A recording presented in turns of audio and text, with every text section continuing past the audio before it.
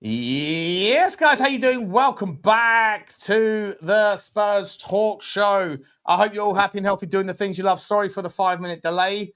We were figuring out some sound settings and doing the usual things that people do when they're about to go live. Sorry for the delay. Hope you're all happy and healthy doing the things you love with those you love to do them with. I've got basically a diehards raid here. We got Drew, we got Adrian, we have Ian, all from Spurs Diehards. We've got a couple of people joining us. We've got Jay Rated X joining us in a minute or two. We also have there's a few people joining us. It's going to be a monster show until 8 p.m. when we hand you over to the Spurs 5, where I'll be hosting the Spurs 5. And you know what's going to happen over there? It's going to be mayhem. I hope I don't have to be too involved in it because, I get like that way. But anyway, let's get into it. There's a lot to talk about in the world of Tottenham Hotspur that hopefully this channel can spin into a positive narrative, because all I'm seeing everywhere else is negativity, and it drives me up the bloody wall. It drives me up the wall. Drew, how are you, mate? Good to see you. Thanks very much for having me, mate. Positive content, got a positive content is all I'll say to that. I want to say a big up to everybody. Oh Christ, man, you want to be positive and you got Mr. Negativity down here just called out. What are you saying? Some balance. I'm offering some balance. So balanced. I just want to say big up to everybody in the chat. Big up, smash a like, make sure you're subscribed. Big up to everybody joining us. I'm just pulling your leg, Eugene. It's lovely to see you. Big up Ian, big up Adrian, big up Sean. Let's do it. I've got about 15 minutes because I'm on my lunches. But yeah, happy to be here. Well, it's great to see you, mate. I've just realised that I've spelt the name of the title show wrong. It's not Savinho, it's Savinho. Thank you very much, NSG. Typo in the title. Appreciate you letting me know before we absolutely embarrass ourselves. Mud from the get-go. Adrian Schroker's coming back in. Ian, how you doing, mate? Good to see you. I'm doing really well. I'm doing really, really good. Yeah, and I think we are starting, I think now, this is the end game of getting the window that we've craved. There's things happening, obviously, with Savinho. I think he's massive. I think he's absolutely massive. And there's other things going on as well that I'm being told about. So let's touch wood. But some really impressive names coming out. All right, well, I'm really curious, Ian, if you have the listen, earlier on in the WhatsApp group, I hadn't seen your video because there's 1,000 messages a second in the WhatsApp group. Then when people were saying that apparently a certain player's still on to Tottenham, I was like, what are we talking about here? And then apparently it was you that was dropping that. I'll let you come to it, Ian. I won't break the ice. I'll let you come back to it. But just real quick, Eugene and Adrian, how you doing? I know we've only got 15 minutes of Drew, so I want to make sure we're not taking up that time with how you doing. Drew, Eugene, you okay? I'm good. Good to see you, mate. Adrian, you okay? Fine. Good to see you, boys. Guys in the chat, listen, just super quick. There's some super chats I've got to get through. I'll come to them in a minute. There's also a couple of little bits and pieces around admin. Smash the like button, as Drew's already asked. Hit the subscribe if you know what's good for you. And if you know what's good for me, and that's what's good for me, hit the subscribe button, hit the notification bell, and drop the comments. It's very simple. Remember the phrase, rub the sub, drum the thumb, yell at the bell. Okay, that's all I need you to do, and then comments will come anyway. Drew, I'm going to come to you thick and fast first, because I know we got you for a little bit of time, right? Let's just get down to the nitty fucking gritty of the situation. Savinho. First and foremost, is he for you? Is he your sort of left winger? Is he your left winger? Is he your left winger? But on top of that, more importantly than the player specifically, have the fan base gone? Have they done the early crow and gone too soon with the what's going on? It's a fucking disgrace, all that stuff. Especially when Change for Tottenham have already come out with a protest on the first game of the season. If it wasn't for forgetting Brighton, excluding Brighton. The last time Tottenham kicked a football in the professional world was when we lifted the trophy, and they've already gone for a protest. Listen, there was a monster row about this on Sabbath Show earlier on. I'm giving the fair crack to the fairest audience in the game, which is the Spurs Talk Show. Drew, what is going on? Dude, you know, I could somewhat... I think there's always going to be a level of people losing their mind when things aren't happening quickly enough. And if we were talking about a team that still had Ange in charge, that were basically sitting on their hands doing nothing, then I would probably be one of the people in line being apoplectic as well. But the fact of the matter is, we've all decided, well, not all of us, but there was a decision to change the manager and bring in a guy who has never done anything at this sort of level before. And that's not a dig at him. That's saying this guy needs time to get his head around everything that's going on. So you could argue, yeah, that there's the things that could have, should have been done. But the guy clearly wanted to see on a football field what these guys were capable of. And I'm going to give them some grace that in the last couple of weeks, they've given him time to figure out the squad, like really figure it out, because you can only do so much looking on as a Brentford manager. You need some time on the field and also on the training ground to say, all right, I think this guy might be good at that. And then a couple of weeks later, you can either say, do you know what? Yes, my thought was right. He is going to be able to do that for me. Or after 2 weeks, you go, do you know what? This dude's really not going to cut it. So I've got to give him that amount of time. But at this point now, like we say, we're getting into the end game of things.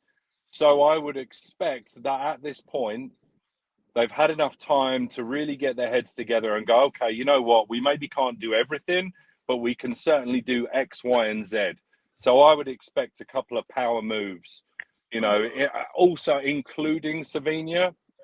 And what I will say about him is that I've not seen him much, but I went over this morning and I looked at some of the numbers, and there's an argument that we always go for the youngsters, and he's going to be somebody for the future. But fact of the matter is, the last couple of seasons at Girona and at City, I think he's actually not been too bad. So yes, there are people that are going to say, sorry, I'll just interrupt you for 2 seconds. Sorry, I'm letting you guys run the show, guys. I'm because I've got a lot of evidence, a lot of things to talk about on the Spurs 5. So I won't interrupt too much. I hope, but what I'm like. But this narrative that no more kids has to go out the window for Savinho. Right. Savinho's too good. And the narrative that Savinho doesn't score goals, therefore, or he hasn't got a good output, therefore he's one to avoid. Have you all seen the absolutely amazing his probability of putting the ball in the area that doesn't get recognised in a G or an A, that gets recognised in the contributing actions? The touch before the touch. The touch before the touch. The man is insane. The man is insane.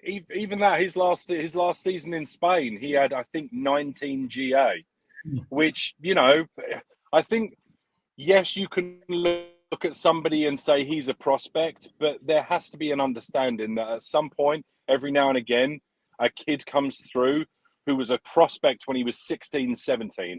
And I'm sorry, if you've done it for a couple of seasons, I mean, we're going on about Brennan Johnson not being good enough and only getting, 15 GA and then 24 GA.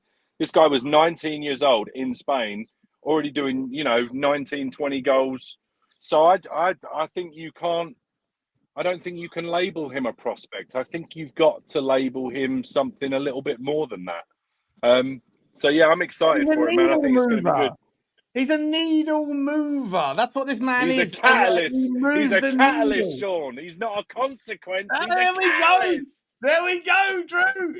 Let's go. Listen, you've got to get excited about it. Ian, am I wrong? You've got to get excited about this one, right?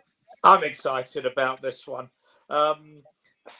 You look at the groups, and I noticed this with people who claim to be ITKs on X. And, the first thing that people want to do is knock them down for reasons. Maybe it's just a British thing. I don't know. But there just seems to be this, if you know more than me, I'm going to knock you down because I don't want anybody to know more than you. And I've been talking a bit on your group and the Diehards group and what have you. And this is just simply about profile. Because we stream and what have you, we get to know people. People get to know us. A couple of the people that I'm talking to are people that have seen our show, my show, and said, yeah, I'd like to get this guy involved. So I'm picking up bits and pieces. some of it is from completely different sources. I mean, for example, there is a thing that has just come up on my X from someone called The Source. I follow him. He doesn't follow me, and I've just lost the thing. Tottenham are now considering challenging Arsenal for Eze alongside Savinho. Spurs and City working on agreeing a deal of around £60 million for Savinho. Savinho wants Tottenham. Okay. Understand Thomas Frank held a meeting with Eze this morning. Spurs want a playmaker alongside potential signing of Savinho. Now, I can't speak for that. This is not somebody I know. It might be right. I already called out the source. Look, I'll be honest, mate. Like every single, there wasn't a soul that was talking about Savinho. Apart, you know, the person that gets the most amount of shit is the boot room, Graham Bailey, right? I use Graham Bailey every time because he brings out detailed reports. He might be full of shit most of the time, but he gives me content to talk about. Yeah. And content has to talk about. The content has to content. But you know what? 4 days ago, I put out a video, and you know people call me clickbait butler, whatever, all the time. Yeah. All I do, I don't claim anything. Even the time when I said about Morgan Gibbs-White, that was like the one in a lifetime I've ever done it, and it immediately mudded me. So I learnt my lesson. But generally, all I do every day is just go with whatever's in the news and talk about it because I think it's interesting. I'll just chew on the fat. The boot room, Graham Bailey was the first person, as far as I'm aware, that mentioned Savinho.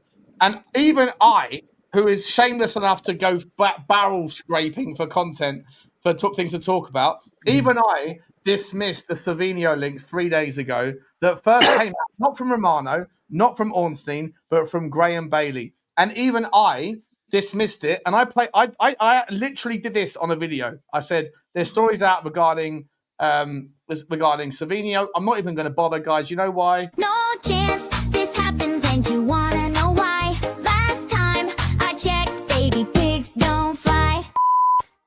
So the one time that I've ever used that video on one of my transfer links, it turns out that it's real. And the one time that I've ever gone, boys and girls, that's just for what it's worth. I heard a thing about a thing, and then that muds me. So I think that all the sources, none of these people ever bring anything that no one's ever aware about. What they operate in this world, Ian, of there's a story out there, and they leave things opaque. And and then when it drops, they'll delete the ones that never manifest, and they'll bring up what they did.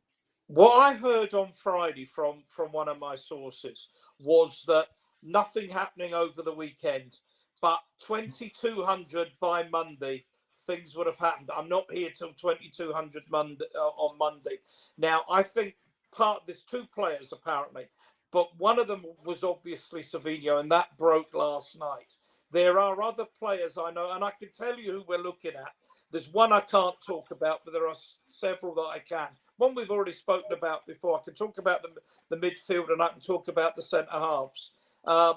It's entirely up to you. I am not an ITK. It's just information that I've got from sources that I trust. And that's as a result of being a streamer. And but are any of them saying anything about stories that we don't already know, Ian? No disrespect, mate, but if they're just talking about Eze's and Harvey Elliott's and things, then it's all just anyone could do that shit. If you're telling me that there's a player like Pedro Gonçalves that we're about to sign, I'll listen to it. I can't tell you that.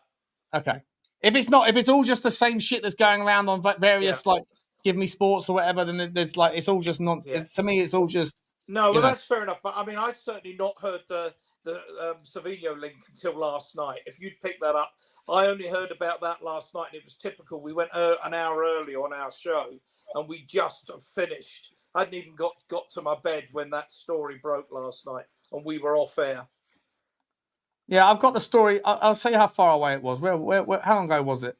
It came out we were done about back of 11, about 11 last night, and it came out. It must have been out before midnight. I did it on Football Inc. That's what I did it. I did it 3-4 days ago. I'll show you the fun. Either way, it was from Graham Bailey, who gets a lot of heat. Anyway, I'm not pretending to be.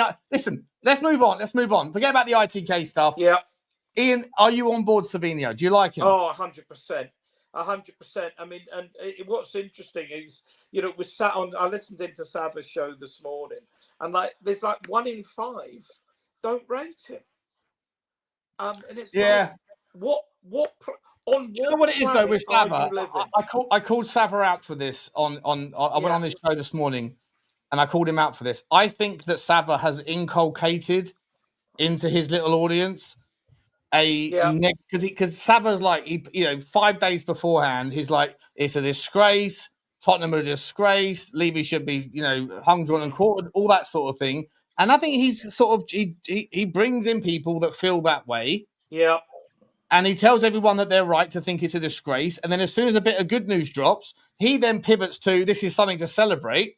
And then when his audience doesn't necessarily feel the same way because they're the people that he's attracted prior who are dead set in their distrusting ways of Levy, then when 20% of those people don't say, I think he's a good signing, then Sava says, and I love Sava, but then Sava says, you're all a fucking disgrace. This is a brilliant signing. But he's content, Sean. Content has to content, right? It has to content. But he's responsible for the audience that he's cultivated. Well, if I put in, listen, what I'll do is I'll put in a poll right now, because my channel I think leans positive more than most.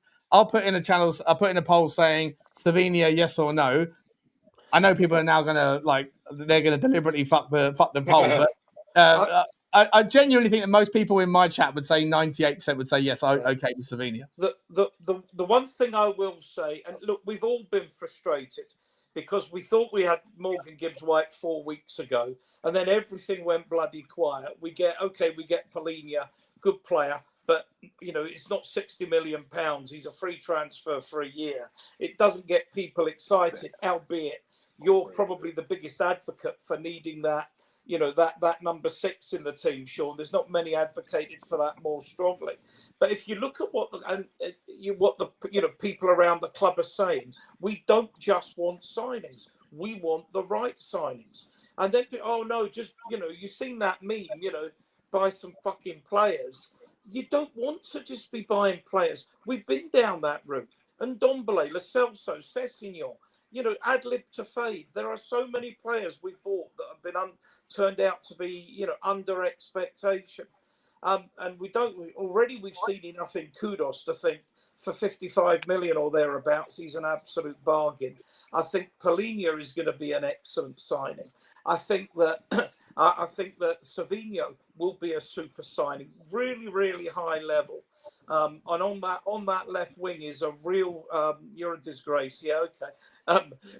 On that. That's me. It's like me. Not me, not you, Ian. Me, not you. Yeah, we needed better cover. So if we're waiting an extra couple of weeks to get the right players in, the players that the manager wants, not just any players, then I'm happy. And I think people do need to judge it on the 1st of September. And it's already going to be interesting. Not who plays on Wednesday night, but will there be 2 players that are not signed at the moment, for example, in the team or on the bench on Saturday afternoon?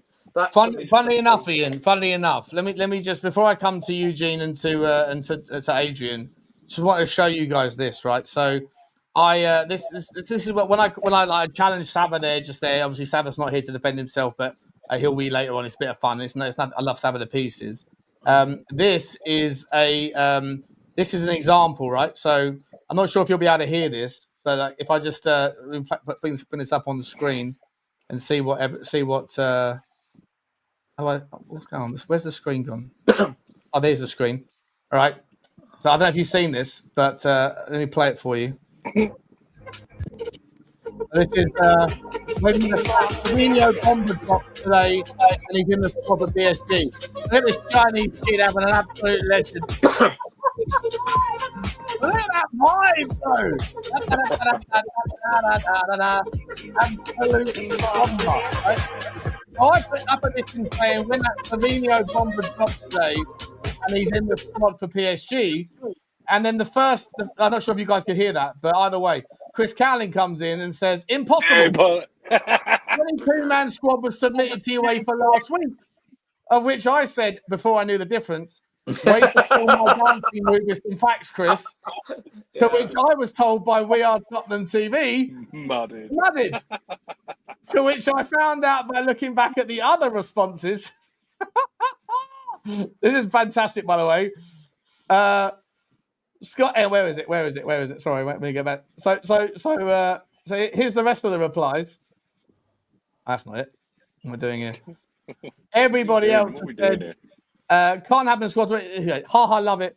Can't the squad be already been announced? That's what these guys said. Apart from that, they all came in with, where the fuck is the responses? Where's the responses gone? Here we go. This was Chris Cannon's responses. Impossible. 22-man squad was submitted to UEFA last week.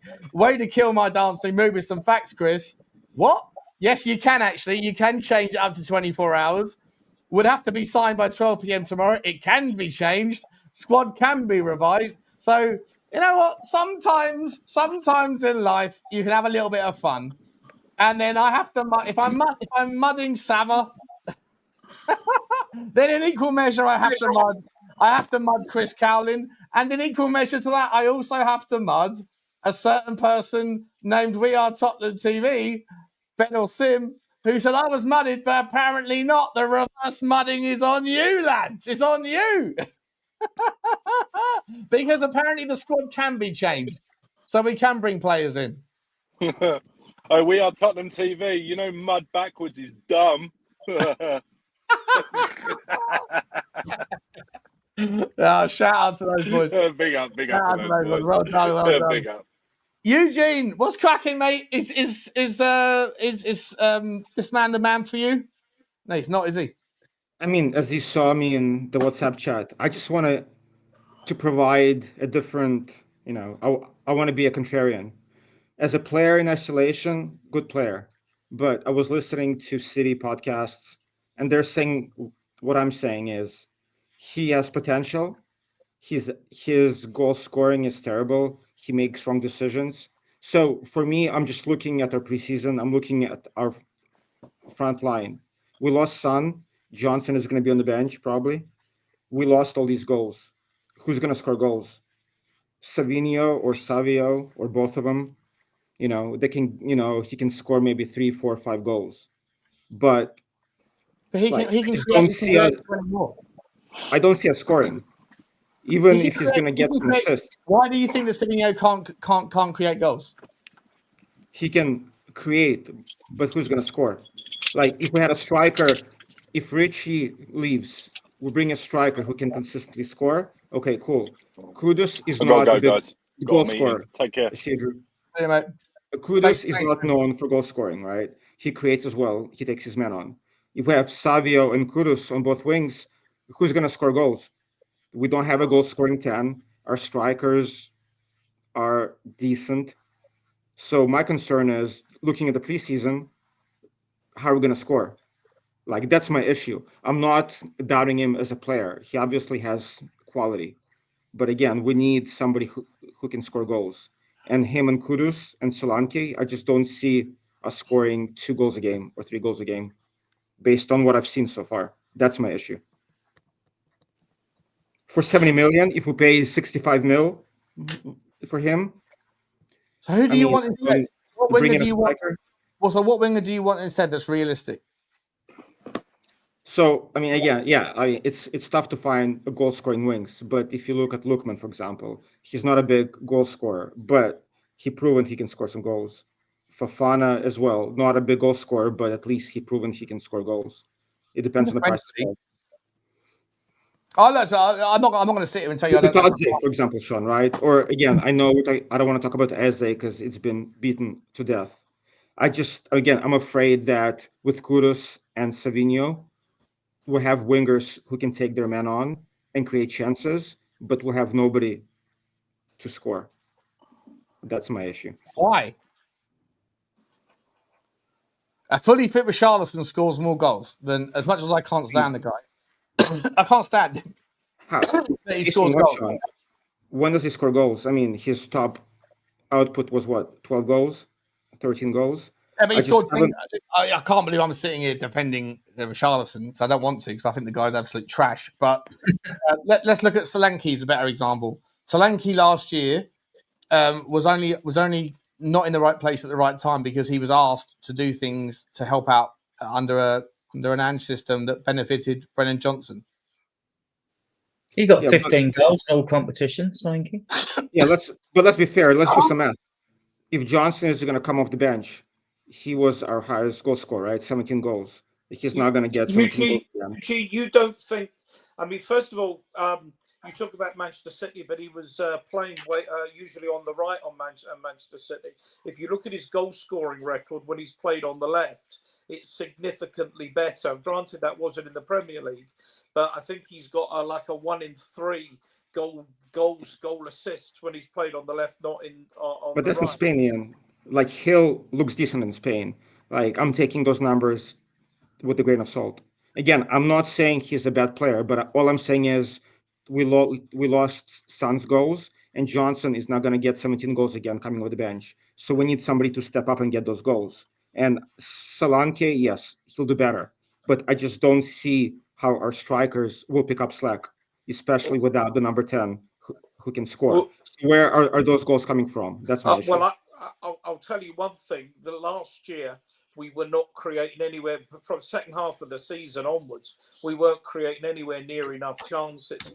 A fit Solanke will absolutely thrive on the kind of balls into the box that Kudus and Savinho are going to provide. I mean, you look at the goals he scored for Bournemouth. In fact, if you draw a line, you take the 6-yard box, let's go 10 yards. So between the 18-yard box and the goal area, and draw a box round to the penalty spot. That area is where Solanke scores his goals. He's not a predominant header of the ball. He's not a particularly great long-range shooter. He scores goals within that area of the penalty box. The players we're signing will provide that ammunition. We need more goals, but if we get another quality midfielder, central midfielder, Kudus, I think, will score goals. I think Savinho will score goals, and I think Solanke with the right ammunition will score enough Ian, goals. I hope that you're right. I'm just looking at the chat and people are saying, well, he's going to score 10 to 15 goals and Tel is going to score 10 to 15 goals. Based on what? Again, I hope I'm wrong. I'm just going by Don't do the based on what thing, bro. That's what Sava says when he's got an opinion and it's pretty difficult to argue against. He says based on what, and then he invokes everybody else to have to use stats and facts when he doesn't even like stats and facts as the justification for an argument. You can't do the based on what thing. Do you think that Mathys Tel is going to have a better season this year than last year? Do you think that Udogie's got something about them when they're playing more minutes?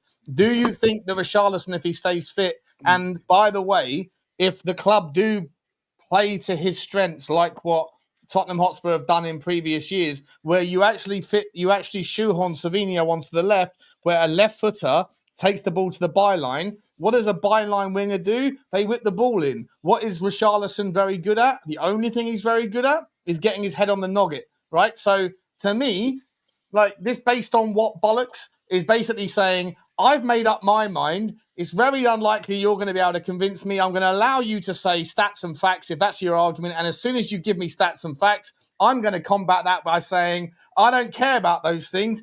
I'm an eye merchant. I'm not a stats guy. So as much as I love Sava, don't do the based on what thing, because it's all like it's chicanery. It's a chicanery that I've seen through long ago, and you need to see through it, Eugene. And if you're going to do that sort of thing that Sava's doing, I'm going to come down on you like a ton of bricks, my man. And you don't have that experience like Sava does on how to bat my arguments away. So what are you going to do, Eugene? Based on what, bro? Sean, if your hope is that Richarlison, who missed more sitters in the air than anybody I've ever seen in my life, if your hope is that he's going to be the one scoring goals for us, we're in trouble. Look, we don't know what we don't know what Frank's going to do. He's got to find different blends of the front three. We know it was pants last year. We've got no problem with their back seven. Whatever we do with the back seven's fine. But they've all got to chip in. I mean, wide players, a good strike rate for wide players, if they're playing 38 league games, is 1 in 4. So you're looking 9 or 10 goals from a winger. But the wingers, all them wingers are not going to play every game anyway. So you'll have to adjust your metric there. But I mean, I don't want Richarlison at the club or Bissouma. They're with Solomon Gill, get rid of those 4. But I can see a case for Brennan Johnson playing through the middle. I can see Kudus playing through the middle because that's where he wants to play, whether it's at a 10 or as a 9 even. So then you could even find Decky out on the right, and Frank plays a narrow front three. These are all possibilities. So then you've got Tel, Odebert on the left. If you've got Savinho, he can play on the left and on the right. So I think we're going to see, if anyone gets moved, I think it'll be Kudus into the centre and props Johnson because he likes Johnson. Fail to play him on the left against Bayern Munich. All Bayern had to do was blunt Kudus basically and block up their left-hand side, and they just, they tore us to pieces basically. But so that would give him food for thought. He's no mug, Frank. So we still could have done with a few more pre-season games, but and then he could have just tried to use different blends in the forward line. It's just unfortunate he hasn't been able to use Solanke, who I'm sure will be good because he's a good asset. He's a good pivot, good fulcrum to have in there. Even for him to get shots off or play 1-2s off of, he's very good. He's very good at that. So, but we're not going to see. I don't think we're going to see, unless Richalison sort of does something special. If Solanke only gets a half Wednesday, second half or something, unless he starts. If Richalison don't fix it, I can see Kudus or Brennan Johnson starting in the middle against Burnley. Come on, let's be honest. And by the way, welcome James to the stream, mate. How you doing, buddy? You okay? Very well, thank you, Sean. Thanks for inviting me in. Nice to meet you, Ian, Adrian, Eugene. Got a couple of points in a bit, but good to see you. I'm going to bring you in right now, mate. But just quickly, before you jumped on, I set up the poll. And by the way, I'm only having a giggle when I love, Sava's my boy. I love him to pieces. I'm only having a giggle for a bit of fun. But Savinho, I put in the chat. Savinho, yes or no? 95% currently. 94. It bounces between 94 and 95%. Yes. 5% no. You're always going to get the 5% donut or the 5% of anybody. Even like I don't know, like a steak has got 5% fat on it. So you have to sort of take the rough and the smooth. You're never going to get 100% certainty on anything.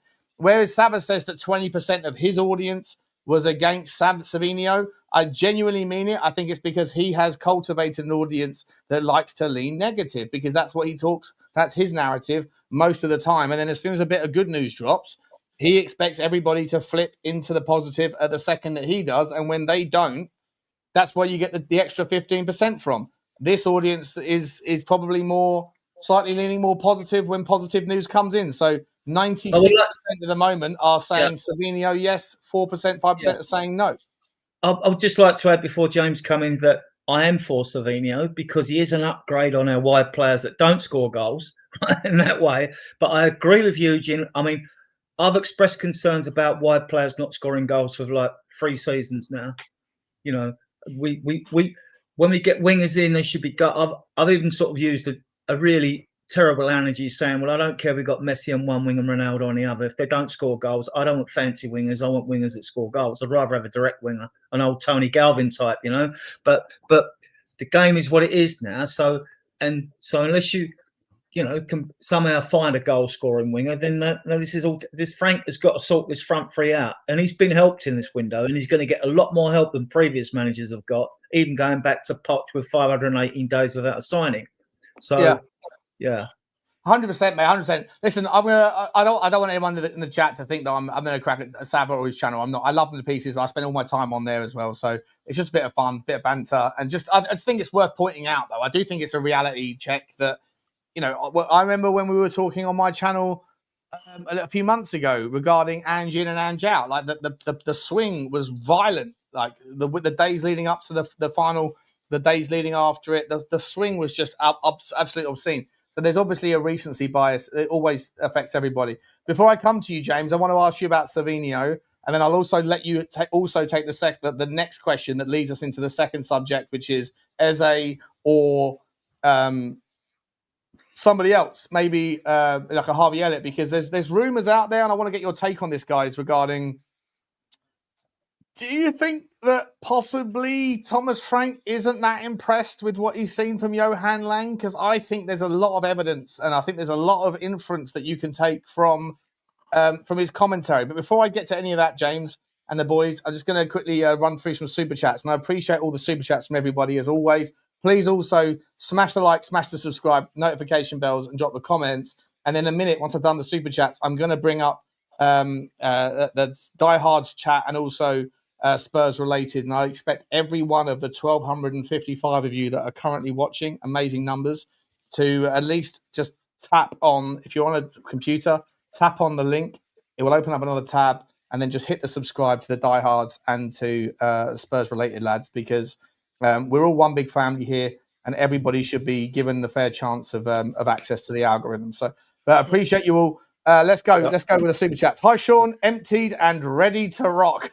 That's a reference to me. I had to cancel Football Inc. early. I said, Johnny, shut the fuck up. I need a shit. Let's go. Stop it. So I'm empty. I'm ready to rock as well. Thank you very much, Graham. Appreciate you. Dibsy2172 has become a new member of the channel. Very much appreciate you, Dibsy. Thank you very much, mate. Appreciate you. If you want to join us on the Spurs calling show next week, we had a good time last week. Eugene was part of it, actually. And I'd love to see you on that one. Thank you very much, mate. How long before we call 111, says Cowboy Spurs. What is 111? Is that like non-emergency services? Is that what that is? Yeah, it is. I think we're going to be fine, mate. I think everyone's got to be calm, Cowboy. I think everyone's got to be calm, buddy. I think, listen, this is the other thing I always say. Like, everyone loses their shit. I always say you can't lose. If you're going to lose your shit, wait until September the 2nd, then I'll join you. Yeah. I'll join you, but you can't do it too soon. Don't go the early crow. Keep your powder dry, otherwise you look like a moron if you lose your shit and then the next day 2 or 3 bombers drop. And 24 hours is a long time in football. Thank you very much for the super chat, Cowboy. I'm reading that Savinho's done and dusted. I can't confirm it. Just sources announced tonight. But said 10 o'clock tonight there would be an announcement. I'm reading that it's done and dusted. We'll see. Careful, Ian. Careful. What source? What source is that? Sorry? What source is that? I'm not. I can't say. Hey, the only source is the SpursTalkShow. Ian, honestly, mate, I promise you the pieces, buddy. It does you no. I've learnt my fucking lesson, bro. It does you no favors. It does you no favours, mate. It's the group. If it actually comes through at 10 o'clock, mate, people are going to be listening to Ornstein and not giving you the credit. And if it doesn't come through at 10 o'clock, people are going to be coming for you, bro. I promise you, it's not worth the effort, mate. They're all right. I'm all right with that. Fine with it. Ian, AI is mental these days, mate. You've probably been sent a video, haven't you, of him in a Spurs shirt? No, I'm in a private chat group with a couple of ITKs who say it's done, so that's all I can tell you. Fair enough. Any Kiriakou and I'll take the slagging. It's all part of the game here. It's all part of the game, 100%. Ian, just like listen, mate. If you woke up after the Luton game like I did, I put that video out and I didn't even remember. Right? I drove home and it was like part of a 20-minute match analysis. And by the way, guys, just for what it's worth, halfway through I went, by the way, a couple of people that I bumped into that, like, one of them is the head of security at Tottenham, the other one is the head of the Tottenham club. Like these guys know what they're talking about. They both said to me separately, they absolutely said with 100% certainty. I said, what do you mean 100%? Like 99? No, 100% it's going to be. I said it as like a throwaway comment. And then I got home and I stupidly put a thumbnail up that sort of triggered that. And I had the silliness to put up the tweet. I fell asleep at like 10 p.m. I woke up at 2 o'clock in the morning and my video had like 600 comments and 80% of them were like, you fucking bozo. And I'll never do it again in my entire life, mate. So like, you know, you carry on, bro. Carry on. I'm fine because I want to see if these sources are as good as they tell me as well. But I'm told that deal is the Savinho deal is done. I don't think there was much, in fairness, I don't even think that there was much. They want to let him go. There's talk that they want Rodrigo, or they want Xavi Simons. They're going to take him off Chelsea, so they need to get rid of Savinho. He wants to leave. The money they're asking for is ridiculous. Rumour is he's on 40 grand a week. Well, that's not going to bother us to double that if he's going to be a first team player. This should be an easy deal to get over the line. Should be. Yeah, okay. Well, we'll find out. We'll find out. Appreciate you, mate. Let's finish your super chats. So, Cowboy Spurs is done. Here's thank you very much, Cowboy. Cap Funt, be up to you, Cap Funt. He says, big up, fellas, and Sean again. Lol. Appreciate you, Cap Funt, mate. Absolute legend, buddy. Thank you so much.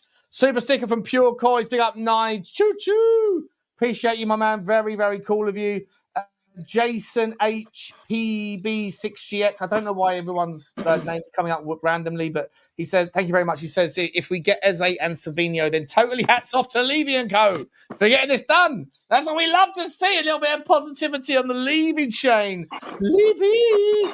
He says, forget this done. I'm Levy out as well. Big up to you. Won't be for long. You won't be for long if he gets it done. Levy out as in the mud. By the way, we have to talk about the audacity of change for Tottenham. What are they doing, by the way? What are they doing? Bozos.com. Dermatron, member for 24 months. Big up to you, mate. Thank you so much, but I hope you're okay. Big up, Sean and panel. Hope you're well, man. I'm well, buddy. I hope you are too. Last time we spoke properly, you were going into hospital. I hope you're doing well, mate. I know you told me you're better now, so that's good to hear. Thank you very much. Daniel Field, super sticker from you. Choo-choo, Daniel, over the Clapham Junction to pick you up. The train has left its junction. Thank you very much. Super Spurs TV, Big Blaine. I hope you're okay, mate. Thank you so much. He says, big up, you lot of lovely folks. Bit of a pivot away from Savinho and Eze. Who do we think the mystery centre-back is that apparently we are looking for? I think it's one of 3 or 4 Italians. I think it's either Leone, Lucumi, Scalvini. I would have said Coney de Winter, but he's gone to Milan. I don't believe it's Gahey. I don't believe it's anyone in the Premier League. So I think it's a Paratici Bomba from Italy, if that's the case. Anyone else want to say something? Leone and Scalvini. Sorry, I'll shut up. Yeah, Scalvini is out at Atlanta, isn't he? We've been looking at him for a couple of years, haven't we? There's that Arujo, I reckon he's sort of a cross between a Romero and a VDV. Araujo, that's it, yeah. Araujo, yeah. Yeah, I discussed this before. I have a podcast. Why does Frank want another centre-back? We know Vaskovic is going out on loan, but you still got 5, and that's without using Gray. And then some people suggest, we play 3 at the back. Well, no, you don't play every pre-season game as a 4-3-3 and then switch to 5 at the back when a season starts. It just doesn't make any sense at all. So unless I see the extra centre-back, if he wants one, if he's got reports on the medical team that he thinks that VDV and Romero won't make it through after season or something, I get that, So I get it then if he wanted a centre-back. And it's strange with our centre backs, because when people are fan base usually split on all players, they'll say, Romero's, he's always injured, blah, blah, blah. He only wants to play for Argentina, blah, blah.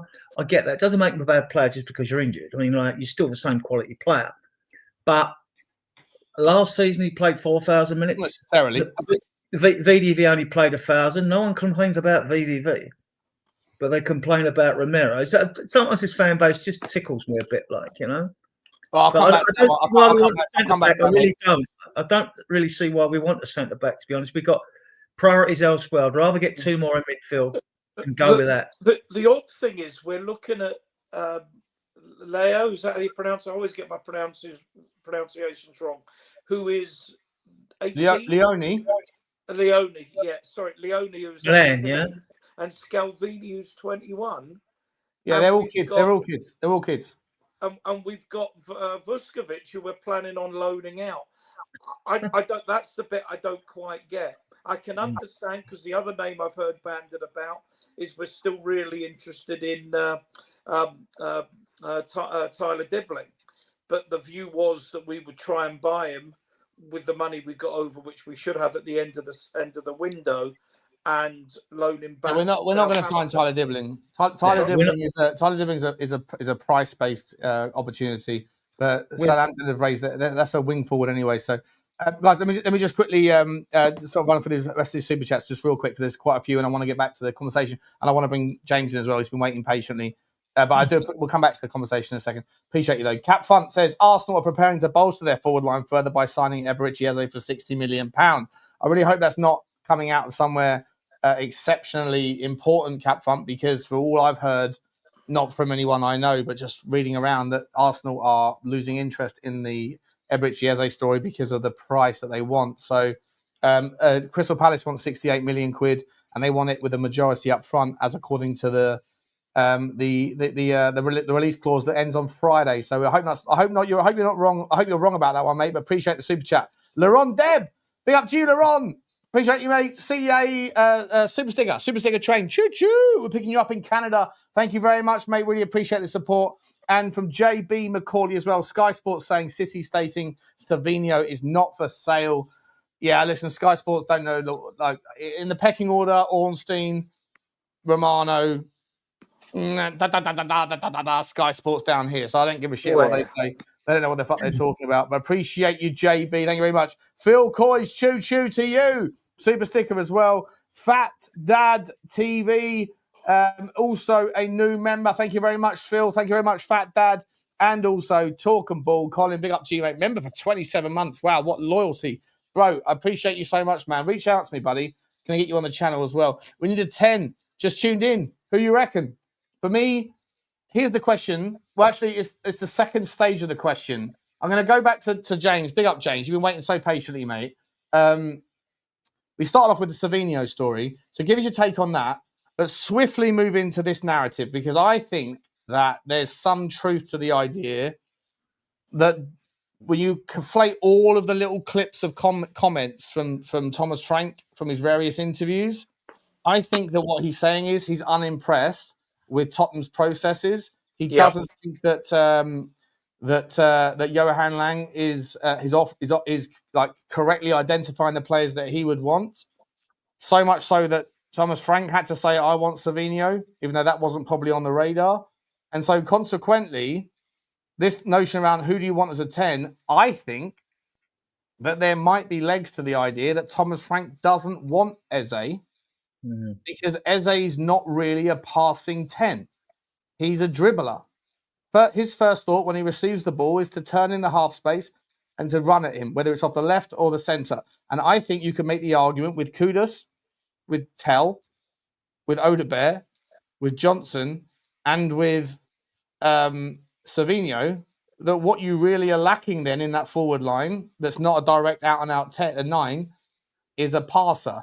And so I think that's why maybe Eze, we all think he's the priority, but maybe Thomas Frank doesn't. Maybe Thomas Frank wants a Nico Paz who is entirely the sort of 10 who turns and passes as his first instincts. And the fact that that guy's a CAA base agent, his agent's a CAA base, I think that there's a narrative to sit there and think, we might think that Eze is the right guy, but Thomas Frank doesn't want it, especially if he gets Savinho. James, what are you saying, mate?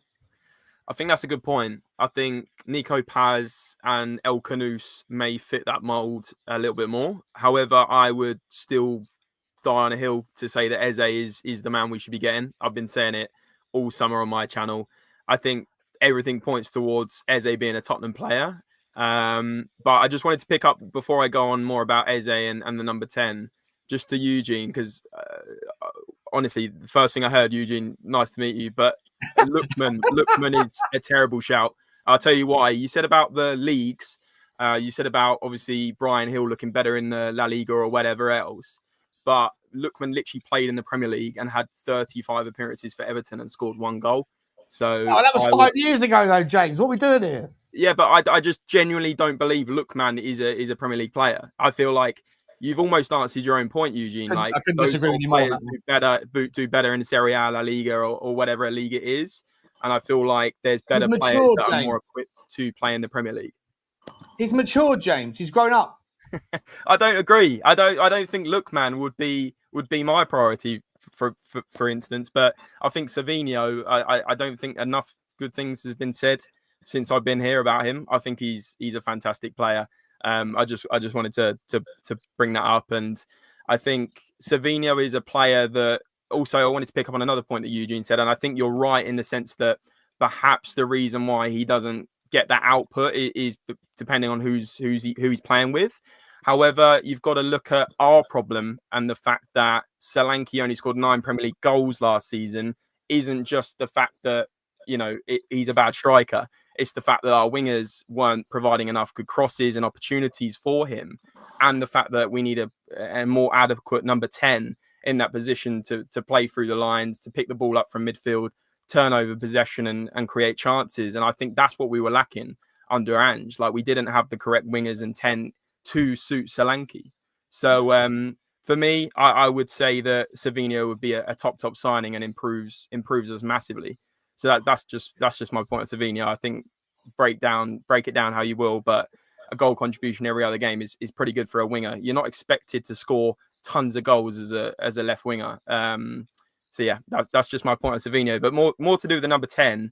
I think your point, Sean, about a more of a passer as a 10, more of a James Maddison. He's not looking to bomb forward and go through the lines and cut deep like an Eze does.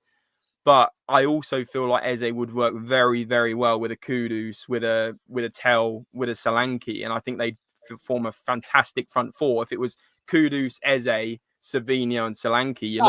To me, it would be insane. But the argument isn't so much around what do you think? The question I asked is more around. Look, let's just recap for a second, James. I'll let you continue the answer, then I'll go to Eugene next and the boys after that. But the reason why I come to that conclusion is as follows, right?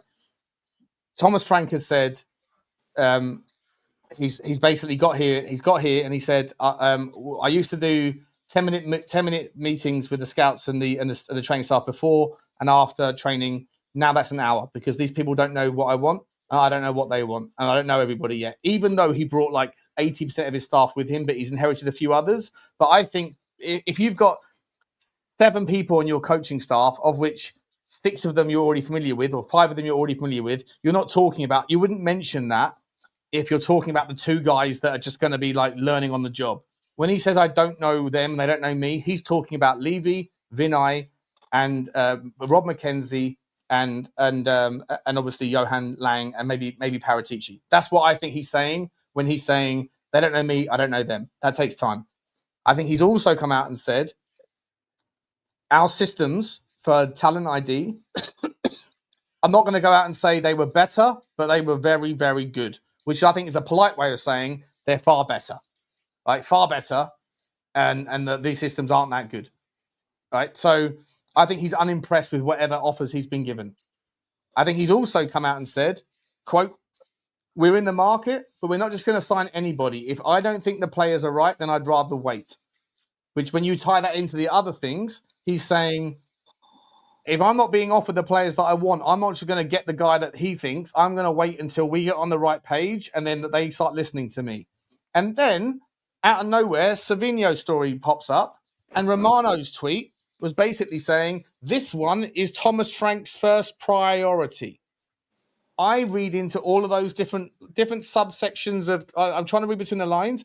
I think that Thomas Frank has gone, who are you suggesting? That guy? No, I don't want him. You don't know what I want at all. Who? No, I don't want him. I don't want him. I don't want him. What are we doing here? What are we doing here? At which point someone has said, all right, who do you want? He's gone, okay, Savinho. He would be perfect for me. At which point Daniel Levy or Vinay or whoever else has gone, fucking, all right, look at the fan base. Look, they're going apoplectic right now. We said that we were going to be challenging for this and that and the other. Fuck it. All right, then you want Savinho? Hello, Manchester City. Any chance you want to sell Savinho? Well, no, didn't really want to. Okay, how about if we make an offer we can't refuse? You can't refuse. All right. Okay, we can discuss that. 60 million quid. We can have a conversation because Tottenham are panicking because Thomas Frank has gone, I don't want any of these fucking people that you've recommended to me. I want something else. You don't understand what I want. I need this guy. And because the fan base is going apoplectic, Levy, Vinay, whoever else has picked up the phone and done something that is so unbelievably abnormal for them, which is to have a conversation where they make someone like Manchester City go, you're going to offer that much for a player that we didn't want to... Okay, we'll have a conversation.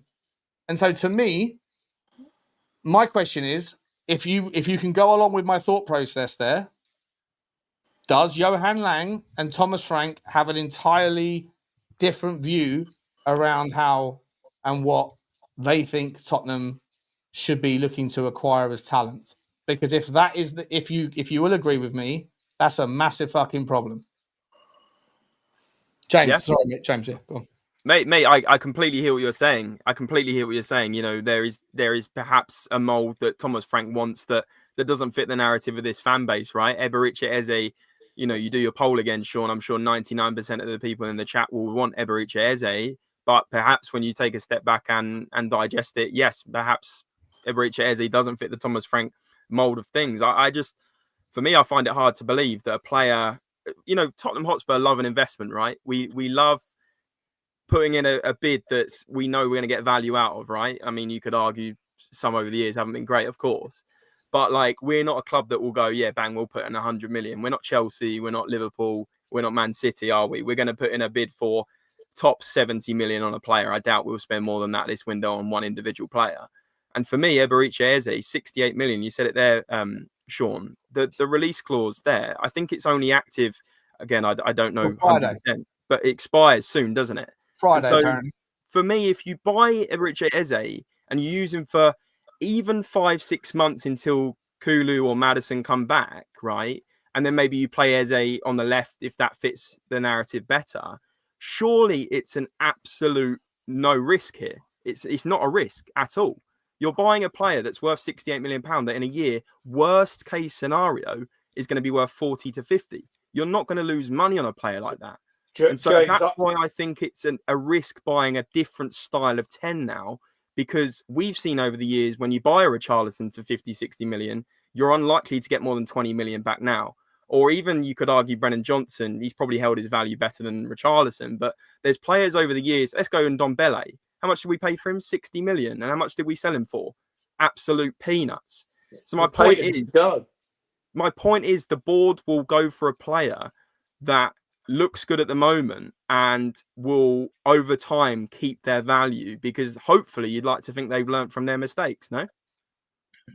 I don't think there's much in difference between Langer and Frank, and my reason is based on who wouldn't have wanted Kudos, who wouldn't have wanted Paulina, and they've improved us. That probably makes us. And then Danso was signed up as well, right? I mean, apart from the time we got Bentancur and Kulusevski in, this already is. I know we're impatient. We've got a lot of holes to fill still, but if the window closed tomorrow, this is probably our best window we've had under Levy, and that might seem a bit sad because we all know, but we're confident we're going to get another 2 or 3, and I'm sure we will, right? But I don't think there's a big friction. And I got it last season where the fan base was toxic and it was just aiming at everything, all aspects of the club, attacking all aspects of the club. But Langer survived the cull, right? Others haven't. He must be doing something. We don't know because it's all quiet what's going on. But you look who's come in under him.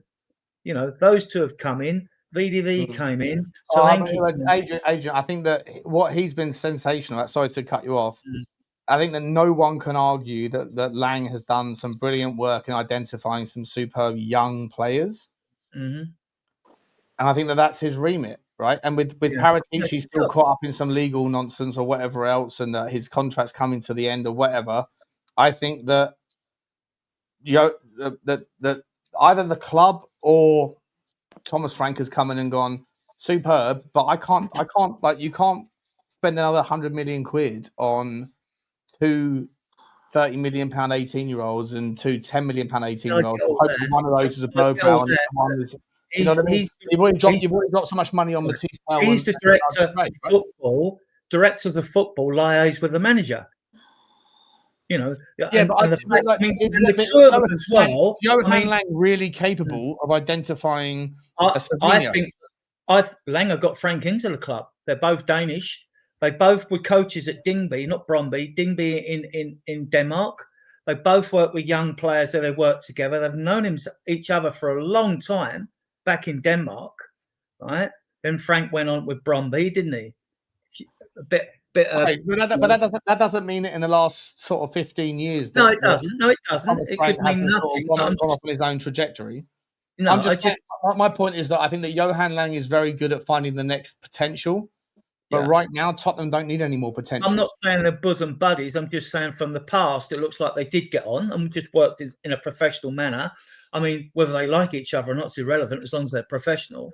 We all work with people. We all work with people we don't like. But you know, so Yeah, I mean, I think Langer, I mean, you had all that, oh, he's come from Villa, they didn't want him, he must be shit. I don't quite get that.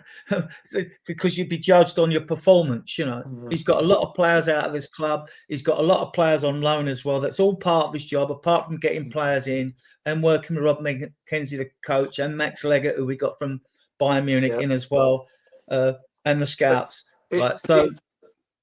Sorry, Adrian, it needs to be absolutely clear what the lines of demarcation here are, and who does what.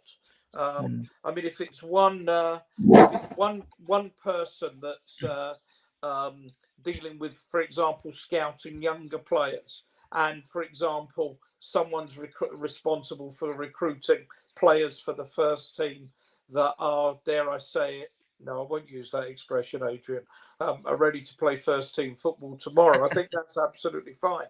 But there is, I think, some confusion with Lange as to what his role is, and that might be partly historical with Daniel Levy's mindset, or with his business model of trying to buy. I mean, it's been a disaster with people like Savinho, Lo Celso, and Ndombele, and what have you, of buying players that would have a resale value. If that is a strategy that's backfired enormously. But I want to pick up on something as well that James said, is that about, Maddison back in sort of 4 or 5 months. I'll say this about Maddison. I can't see any possibility of him playing this season with this injury so soon after the other one. My fear as well is that he will be finished as a top-class player. But with an injury like that at his age, to come back as a top, playing in hopefully a top 6 side is going to be very, very difficult. And if it were me, if I were running the club, I would be planning a future without James Maddison. If you end up with 2, you can worry about that. But if you're running a proper professional club and planning properly, I would honestly say, much as it breaks my heart to say this, be planning it without James Maddison. And I think when you're making the spending decision now, and we've all heard from sources that we've got 200 million plus outgoings to spend, that a proper ball playing central attacking midfield player, number 10, call it what you want, has become much more of a priority. And that's stuff we're all picking up on X as well. Much more of a priority than it was a week ago, whatever it was, in Munich. I agree, Ian, but does that not point towards even further that the priority should be a number 10? Like, even as buzzing as I am about Savinho, and I think we do need more options in the front line, I think number 10 should absolutely be the priority. Oh, I couldn't agree more. But if you were looking at somebody, you could say we'll look at somebody at 19, 20 that can come in and do a job. We've seen Sarr. Sean and I actually discussed this on a show last week, the way Sarr has stepped into that number 10 role and what have you. But you wouldn't see Sarr as a starting 10 in a top 6 side. He'd be a mid-table at best. Because if you've got Johnson there, not Johnson there, you've got Maddison there, perhaps, Decky, when fit, can play there and what have you. You could even have a look at Berghvall there, although none of them are ideal. Without Maddison, that whole situation just goes completely. And I think priorities will always change. And injuries, I think, are a key to that. And as I say, it breaks my heart, because I do genuinely think this could be career-ending for Maddison. That you have to, as you're planning a business between now and the 1st of September, because that's all you've got till January, is to find an absolutely top-class number 10. Just quickly before I bring you in, Jay, sorry, mate, just give me 2 seconds, because Eugene's been waiting. I know you've been waiting. Sorry, Eugene's been waiting super patiently. Eugene, okay. quick question on the take around Thomas Frank versus Langer.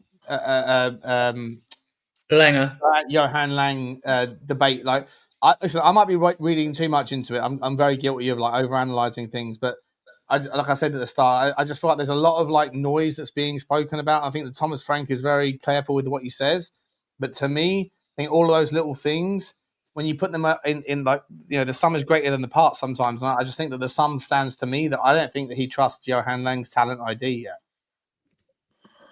Perhaps. I mean, that makes sense. I just feel like the role of a DOF is to look after the club's interests and not about a specific manager, right? So, and the way we do business, it doesn't feel like we ever support each individual manager. We look at the long-term resale value, or we look at what the club wants. So that relationship, I'm not sure about. I think Lange is a scapegoat of sorts. Our issue is the scouting network, just overall. That's what I think. Just because a lot of the good he's players, in charge of that, right? He's been in charge of that for 3 years now, 2.5 years. Yeah, but that's been an issue for a long time, right? For a while, where a lot of so is Rob McKenzie part of the problem as well? It just feels like a lot of clubs, even the mid-table clubs that identify good talent for the relatively cheap, we can never do that, right? I mean, he did sign Berghvall, great. But if you look at other players around Europe, young players. You seen the reaction of the idea of signing El Canous? Right, he's going to cost 20 million quid. He's coming from Leicester. But me personally, I just don't rate him. I'm not bothered about the idea of like signing a 10, 15, 20 million. I don't care about that. I'm all for that shit if they're good enough. I've just taken the time to look at him, not on YouTube, but on the Y Scout, and all I see is a flashy merchant who just likes to flip the ball over the top. I don't think he's that good. I think he's a highlight reel guy. But if Johan Lang and everyone else gets on board it, I'll get on board it, because everybody wants to be like Brighton until it comes to being like Brighton. And when you do, everyone's like, well, there's no ambition there. It's the typical hypocrisy of Tottenham fans, right? But yeah, even if you look at Paratici, everybody's praising Paratici, which I do like him, but can he do business outside of Italy? I don't know. He hasn't shown it. So that's the thing, right? Paratici only deals in Italy, and Lange can identify some youngsters. But overall, what I've seen over the past number of years, our scouting network, we just don't unearth the players that other clubs do. Whether they're good enough or not, that's a different conversation. But to your question, Sean, whether Frank and Lange are on the same page, I just don't know the remit that Lange has, right? Whether he's looking out for the club overall and what's best for the club for the next 5-10 years, or whether he's there to support a manager. And I just don't think we operate in a way where we support managers. Yeah, that's fair enough, mate. It's fair enough. It's actually interesting. It's an actually interesting segue. Jay, coming into you, mate. Big up to you, buddy. Thanks for joining. We've only got 15 minutes until we got to pop across to Spurs 5. The conversation will continue. So, Jay, mate, very directly, we're going to avoid like the Eze and all the Savinho stuff. Yeah. If you want to talk about Savinho, you can draw it in. But the question right now is I'll spice into the answer. It's like, well, I think I gathered it's Lang, how he's doing, how he works with Frank, synergy, all that sort of stuff. Yeah. All right, so literally up until Savinho news break, I was at the end of my tether with Lang. Yeah, it's not because he's bad. The thing with Lang is I look back and I say, okay, is this guy good? Is he bad? I'm like, he's fine. Yeah, he's like, what he's giving you is like 7 out of 10. Yeah. Now we might need 8, 9 out of 10 from what we're looking for, but he's giving you 7. He's kind of giving you a reasonable thing. I was looking at it. I said, okay, 65 on Solanke, 55 on Kudus. You would have spent 60 on Gibbs White. And on the one hand, you're like, Prem proven costs 50 to 60 million pounds. On the other hand, you then look at it and you say, all right, that would have been like, quick math, 180 million pounds. And then you think to yourself, surely I could get more bang for my buck for 180 million pounds. Do you know what I mean? But then you look at it and you say, it's not a bad thing. So my thing is that the best window we ever did was Gabbanini's window. Yeah.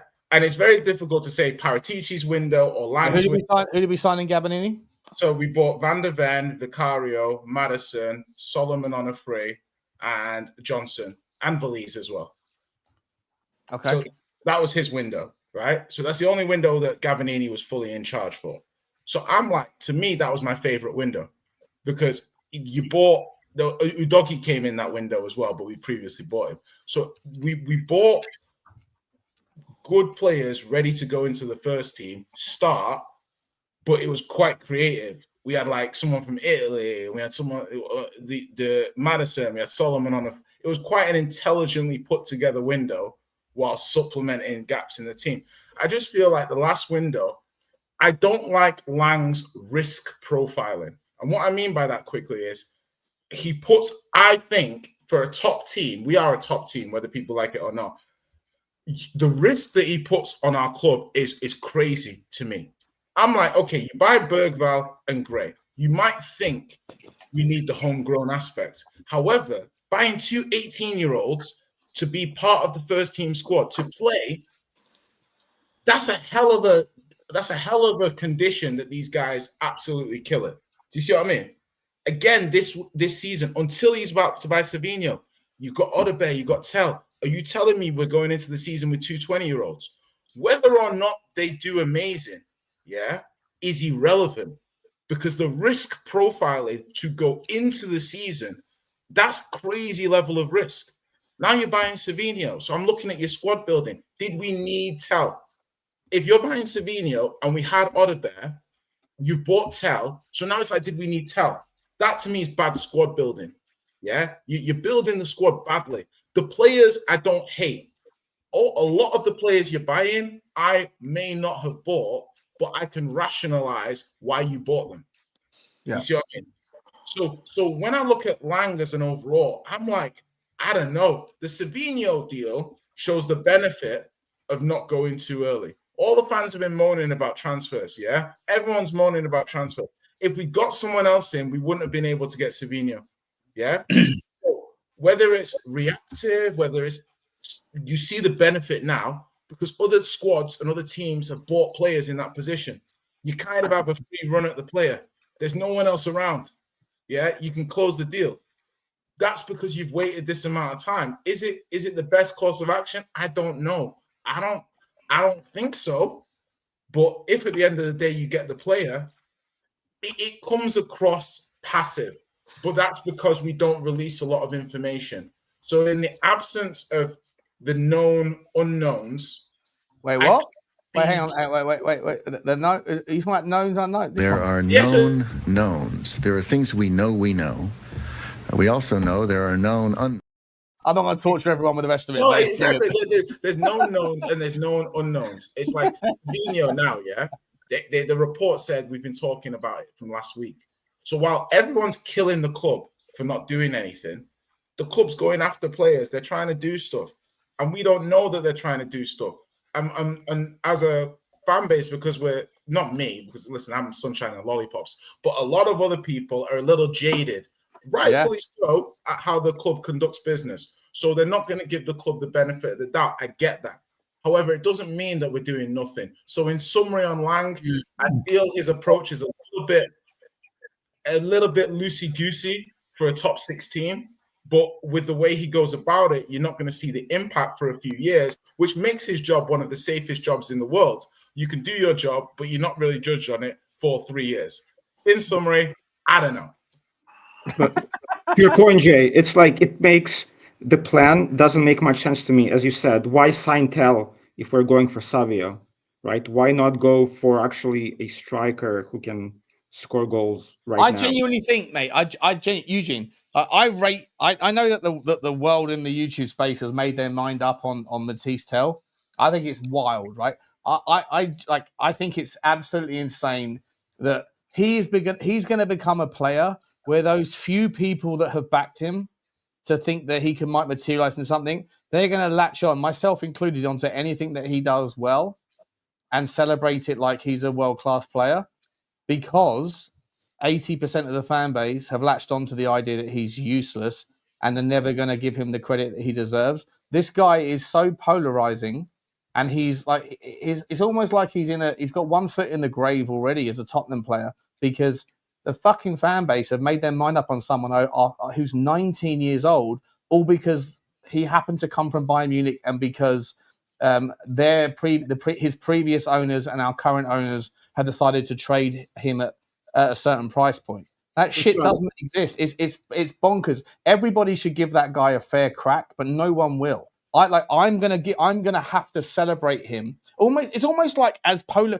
the Mathys Tel thing is almost as indelibly lined to like Daniel fucking Levy, where you have the Lubos of the world and the Stels of the world that will latch onto anything that will like any chance they can to hammer him, and then me and people like me who don't want to have to do that, but because of that shit, I then have to like remind everybody of the micro things that Levy does well. I think it's exactly the same thing with Mathys Tel. The geezer's 19 years old, Eugene. It's a fucking disgrace, mate. It's not about him as a player and where he's going to be in 2-3 years. It's the opportunity cost. We're in Champions League this season, right? So Savio, he's not a finished article. That's potential. Nobody holds Archie Gray. Archie Gray is still quite divisive. Archie Gray as well. Yeah, but people don't have this same sort of Archie Gray's fucking shit. No one says that about Archie Gray to the same degree they do about Mathys Tel. But sure, my only point is not to have those. My point is how do we have 3 20-20-21 left wingers? Yeah, that's my point. You have Berghvall and Gray. Pick one of them. Like you put, and then the 40 million that you spend on Gray, or the money you get for the other player, you then invest it in another player. But Jay, doesn't everybody reflect on Pochettino's era and say Pochettino was brilliant because he cultivated awesomeness out of a young crew? But Pochettino didn't start. Pochettino was shit in his first year. Over 2-3 years, he turned that young crop into some worldies, right?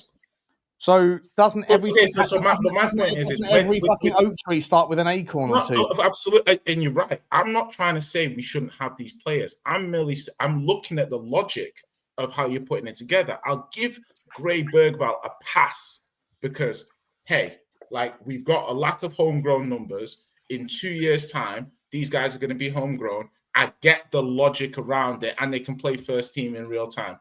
I understand. We messed up with the academy. We have to, sometimes you've got to fry in your own grease. I hear it.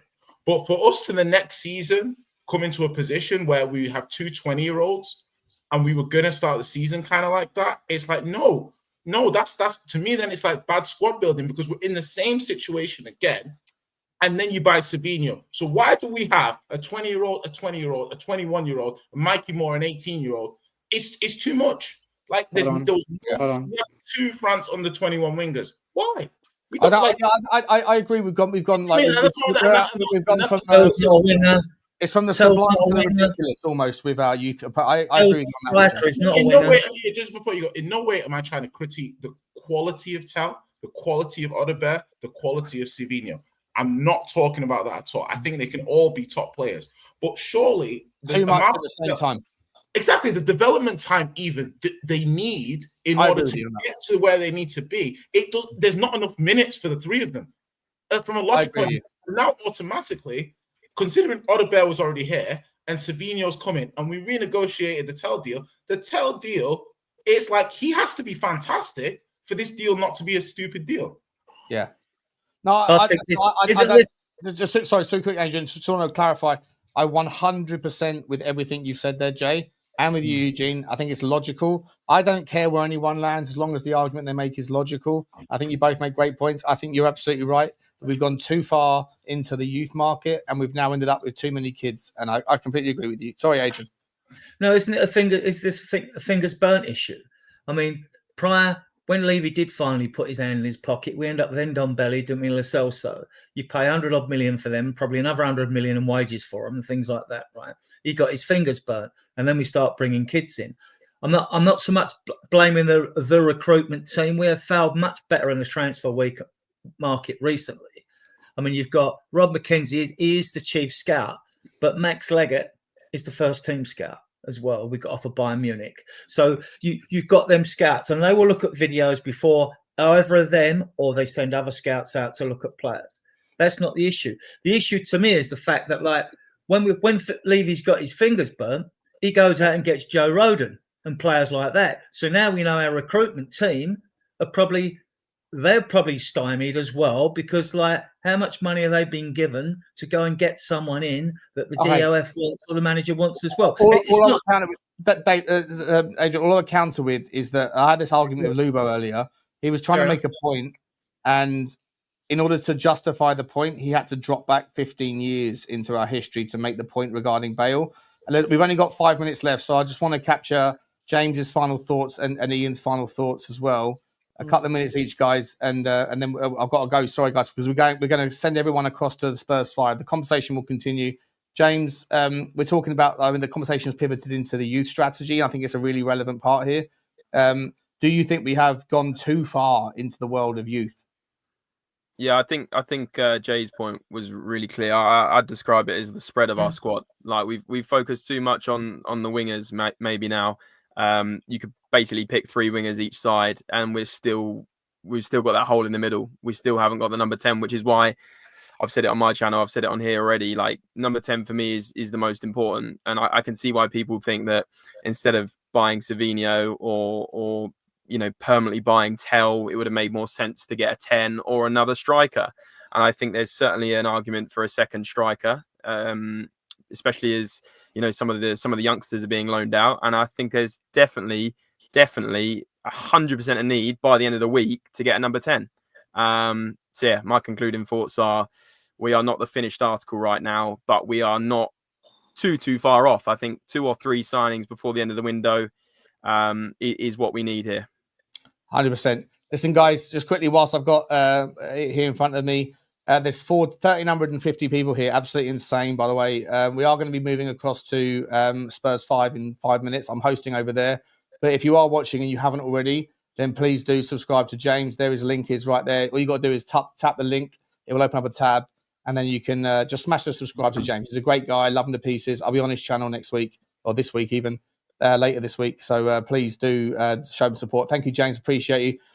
Ian, thanks, last words to you, my man. And I will do the same thing. So I'm gonna plug your channel now. Same question, mate. Same question. Youth, are we over egging the pudding in the youth category, mate? Yeah, by a distance. But at least, I'd rather we were looking at too many young players than too many old ones. I wouldn't want a squad filled with 30-year-olds either. I'm quite excited. I don't agree with Tel, and I don't like the fact that too many people seem to diss so many young players so quickly. I mean, how many people have said Gray was a complete waste of money? And I think Gray's going to be an absolutely stunning player. But you do have to be patient with them. I know that the manager, Thomas Frank, likes Odebear. He's one I wasn't sure about, but he's still young. The same with Tel. Yes, we've got too many young players. But the other thing then is these players got 4 or 5 years to develop into even better players. So, let's see what the rest of the window brings. I'm sure there's going to be 2, maybe 3 coming in. A lot's going to depend. Can we get 1 or 2 out the door? Can we get Bissouma out? Can we get, Richalison out? Can we get Gill out? Can we get Solomons out? Which will add to the transfer fee or to the transfer fund. But I think so far we've all had a wobble, but it's going quite well. I know you're going to plug our channel. We are going live, I think, at 10. We will go live at 10 o'clock. Hopefully. Okay. I'll redirect everybody over to you after the show. So please come on to Die Hards at 10 o'clock. Award-winning show. I know yours is too, and plenty of them are. But we're really proud of what we've achieved, Adrian, and Drew's gone. So yeah, come and watch us at 10 o'clock. Hopefully we got a bomber to drop or 2 tonight. Amazing. There's I plugged the link a minute ago. It's about. I'll do it again right now. Why not? There you go, guys. Listen, it's a fantastic effort from you guys. Thank you so much, James and Jay. I know you only came on. Hey, cheeky little subs appearance. Link, by the way. Don't worry, cheeky little subs appearance. Like run at the defense. Run at the defense. Like 6. Mate, listen, dude. The value that you bring. 7.2 sofa score. The value that you bring as a substitute. If Mathys Tel can do that on Wednesday night, we might be able to walk away with our 3rd trophy. Let's not take the piss here. 100%. Jay, thank you so much. Ian, Adrian, thank you so much, guys. Get over to the Spurs Diehards. There's the link. I've already plugged James as well. James, thank you so much as well. Eugene, always a pleasure, my man. Love you to pieces. Guys, I'm literally going to hand you over. If you stay right where you are going to be redirected to the Spurs 5. I'm going to go for a piss, and then the Spurs 5 is starting in a moment. We're going to be talking. It's going to get wild again. You know it always does. But I haven't had any alcohol today, so maybe there's a chance that Lubo might get away with being a donut without me having to kind of rip into him a little bit. We'll find out. We'll find out in a couple of minutes' time. Just tell him back 3's not going to happen. Stop trying to make back 3 happen. We love it all. We love it all. Guys, please do follow the links. And then if you do watch this show at the next show at 10 o'clock after that, then Ian and Adrian and Drew and everyone will be over on the Spurs to Hearts. We spread the love around. As much as we're monopolizing the YouTube community, we always try and spread the love. Appreciate you all. Thank you, everyone. Thank you for the super chat. Oh, shit, I haven't done the last super chats. My bad. Phil Coyes, thank you so much for the super sticker. Appreciate you, buddy. Jim Bird, member for 23 months. Really hope we also going for Paz. Need a 9-2. I love Nico Paz. I know this is going to fucking annoy people, but I actually think he's a better fit for us potentially than Everett Chiesa. I think that guy's a worldie. I really do. I think a future worldie. Thank you, Jim. Blaine Devlin saying Ali goal confirmed is on holiday equals guaranteed Savinho and Eze double Bomba in the next 24 hours. You know what? We love it. We're here for that. Love to see it. And Justin Redding -W6V become a new member. I appreciate you, Justin. I will get to meet you on the next fan show. Thank you, everyone. Stay where you are. I'll see you. Send you over to Spurs 5. Be there in 2 minutes. Thanks, everyone. Love you all. Cheers. Bye. Please.